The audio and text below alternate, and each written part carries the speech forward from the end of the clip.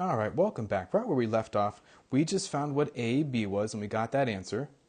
Now we need to check and see what is BA. Are we going to get the same answer that we started with? Okay, well, when we set up BA, we have the same two matrices, but we're just going to do it a little differently. All right, new space here. So let's do A equals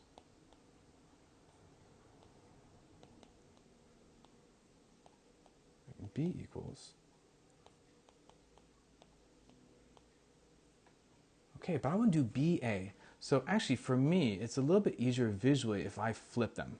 So I'm going to put B over here. Do you have to do this? No, not really, but it just helps me visually figure out, are we even allowed to do this? And can we see it better? All right. Well, we already talked about this being a 2 by 2, and the A matrix is also 2 by 2. So the inner numbers match, so we're good to go. And the outer numbers tell us it is going to be a 2 by 2 answer. All right, why don't we do BA? Answer is going to be a 2 by 2 matrix. But again, we're doing rows on the left and columns on the right. But look, now the rows on the left are coming from the B matrix, not the A matrix. That's why I like to flip them sides so I can see the rows are always from the left and the columns are always from the right. So maybe it helps to write the left and the right so you can see that. B on the left and A on the right. If you don't have to, it's okay, but I feel like I make less mistakes when I write them in that order. All right, I'm going to do row 1, column 1. The top two friends hit each other, and I get the 1 multiplies to 3. The negative 4 multiplies to negative 1, and I add them.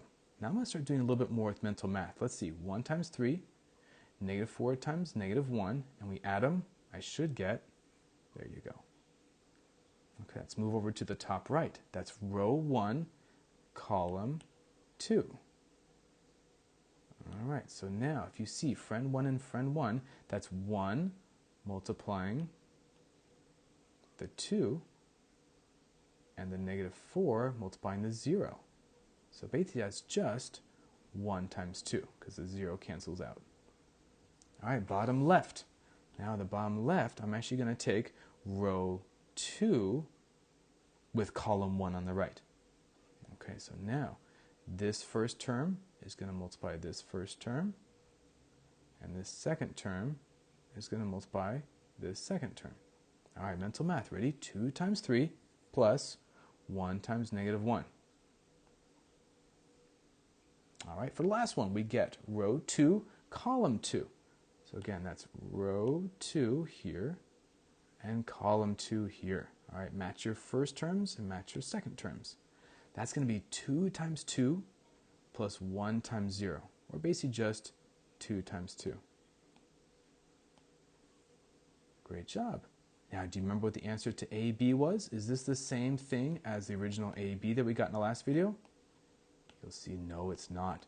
So that's really important. In most math cases, when you multiply, the commutative property works, we're good.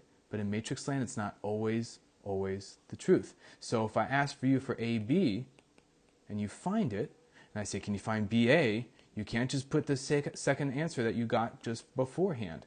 It's not always going to be the same. It's not a commutative property. Interesting, interesting.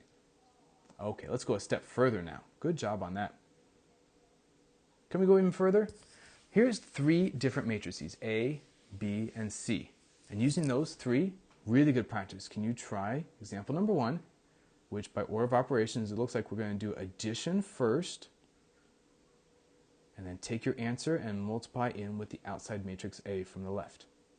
Versus number 2, can you do it just multiply A times B, multiply A times C, and then we'll add our answer.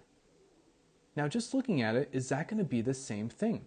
Because honestly, it looks like if I took question number 1 and I distributed the A matrix in, it'd be A, B plus A, C. Well, it wasn't that number 2? So we have to figure out, is that the truth? Does distributive property work in matrix land? Okay.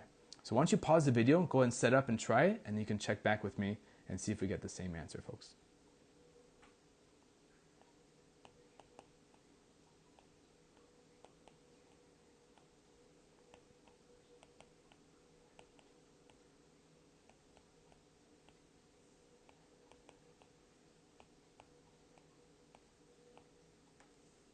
All right, question number 1. We're trying to do b plus c first, and then we'll multiply by a on the outside.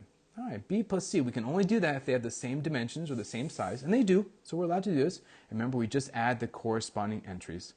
So I'll go across on the top lefts of each one. How about -2 plus 1? How about 0 plus 1? How about 4 plus 3? And then 2 plus 2. Okay, now I'm going to take that matrix. I'm going to multiply that in the front by A. So really, I'm going to take the A matrix and multiply it by my B plus C that I got. All right, that's legal because they're both 2 by 2s. And I can see that my answer is also going to be a 2 by 2. All right, remember, rows on the left, columns on the right. Okay, without me drawing it, can you see? I'll speak it out, but without me circling or underlining, can you see what it's going to be? Okay, top left. That's row 1 from the left and column 1 from the right. 2 times -1 and 1 times 7, and you add them.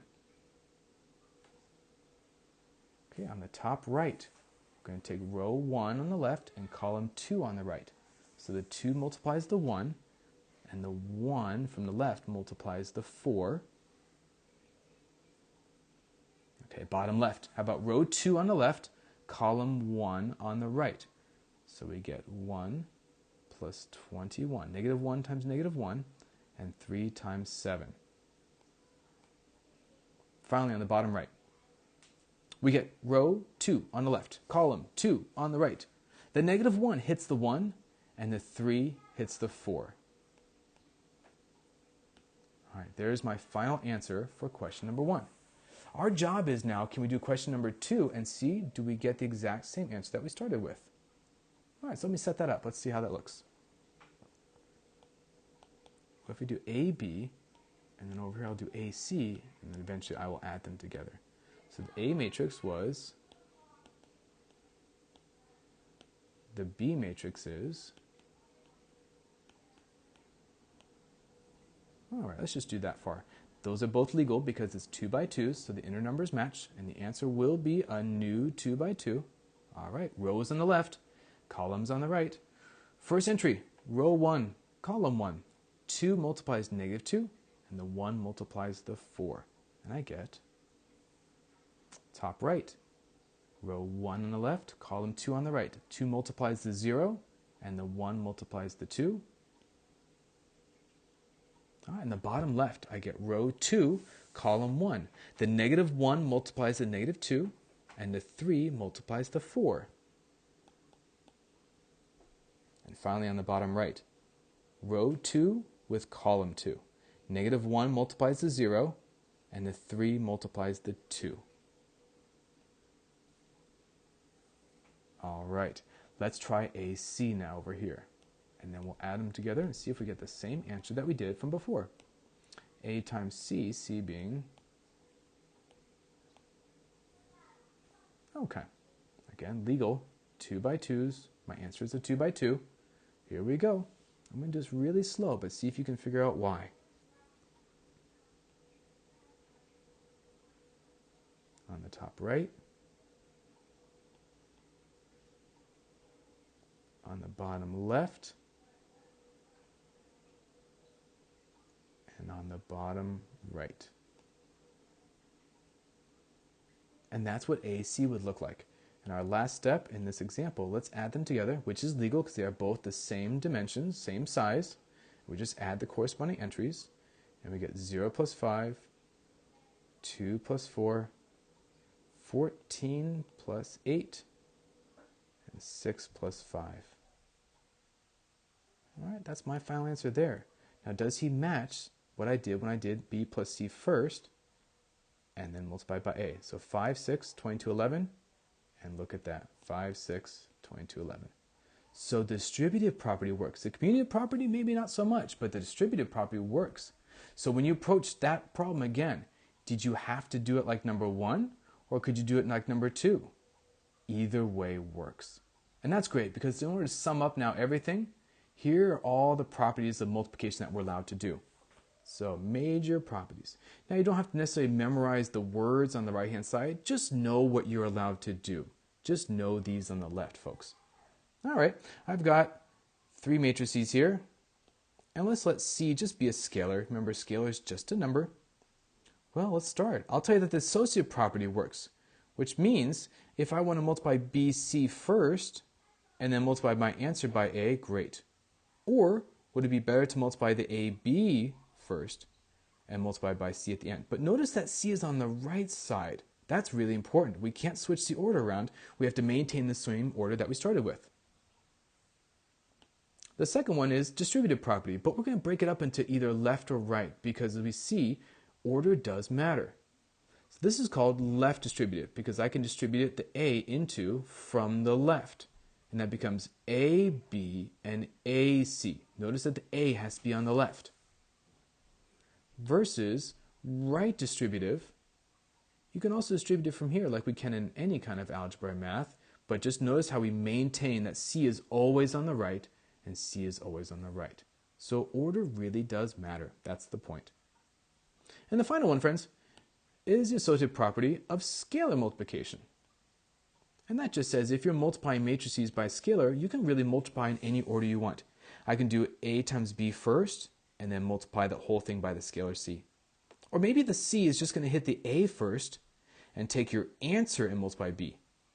Or finally, what if we put the C on the B instead and multiply A into your answer? This is going to be a little important later when we talk about inverse matrices, where we can multiply the scalar in different ways that we like. Okay, so like I said, don't worry so much about the right-hand side, about the actual terms or the definitions. Just worry about on the left-hand side what we're allowed to do.